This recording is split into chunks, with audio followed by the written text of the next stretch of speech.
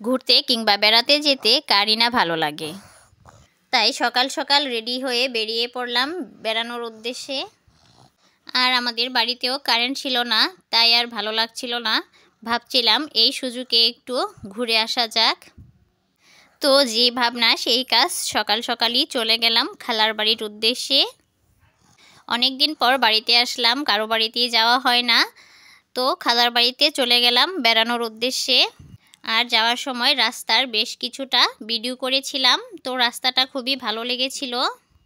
So আসসালামু আলাইকুম, কাছে এবং দূরে, দেশ এবং দেশের বাইরে যে যেখান থেকেই আমার এই ভিডিওটি দেখছেন, আশা করছি আল্লাহর রহমতে সবাই ভালো আছেন।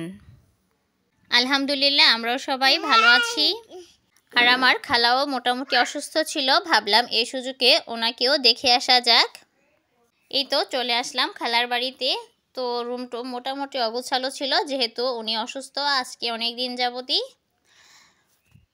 মাশাল্লাহ, ওনার ঘরে প্রচুর পরিমাণ রোদ আসে, মানে লাইটের প্রয়োজন হয় না, পর্যাপ্ত পরিমাণ আলো এবং বাতাস দুটোই আছে।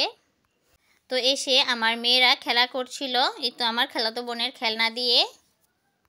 তো আমাদের খুব ভালো একটা সময় কেটেছিল সেই দিন। আর খালার বাড়িতে গিয়ে দেখি যে ওখানেও কারেন্ট নেই, কিন্তু তারপরও খারাপ লাগছিল না, সবাই মিলে হই হুল্লোড়ে সময়গুলো কেটে গিয়েছিল। আসলে মানুষের আত্মীয়তার সম্পর্ক বজায় থাকে আসা যাওয়া কিংবা খোঁজ খবর নেওয়ার মাধ্যমে। কেউ যদি কারোর সাথে যোগাযোগ তেমন না করে কিংবা আসা যাওয়া না থাকে, তাহলে সম্পর্কগুলো আসলে তেমনভাবে মধুর হয়ে ওঠে না আর কি।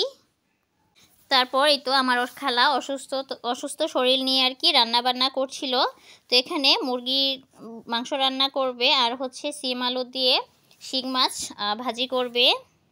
উনি রান্না করছিল আর আমি একটু ভিডিও করে নিয়েছিলাম। তারপর এখানে দেখলাম যে আচার বানিয়েছিল। তারপর আমার খালাতো ভাই এখানে একটু মজা করছিল যে ওর একটু ওয়েটটা কমানোর জন্য আর কি ও ব্যায়াম করছিল। বলতেছিল যে আপু তুমি পারবা কিনা, আসলে এটা খুবই কষ্ট, আমি একটু করেছিলাম, মানে হাঁপিয়ে উঠেছি।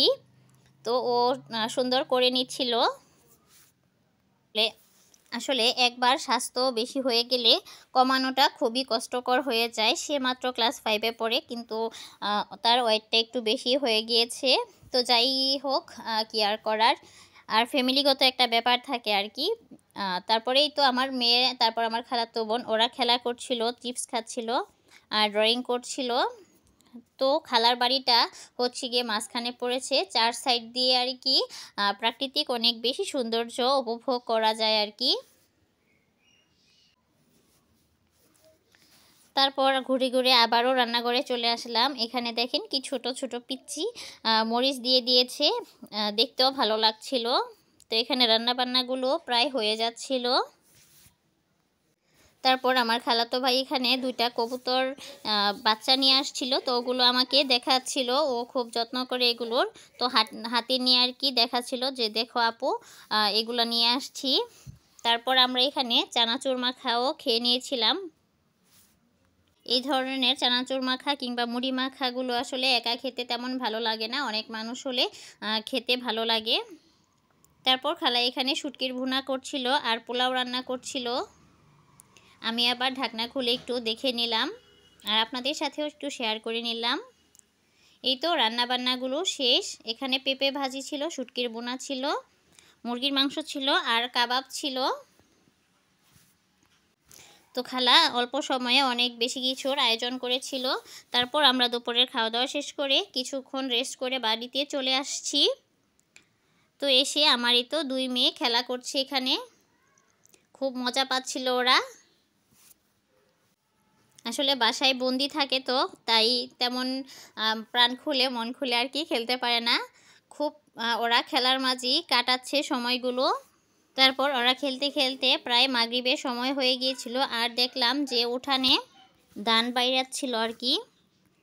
তো আজকের ভিডিওটি এখানেই শেষ করছি। পরবর্তী ভিডিও দেখার আমন্ত্রণ জানিয়ে আসসালামু আলাইকুম, আল্লাহ হাফিজ।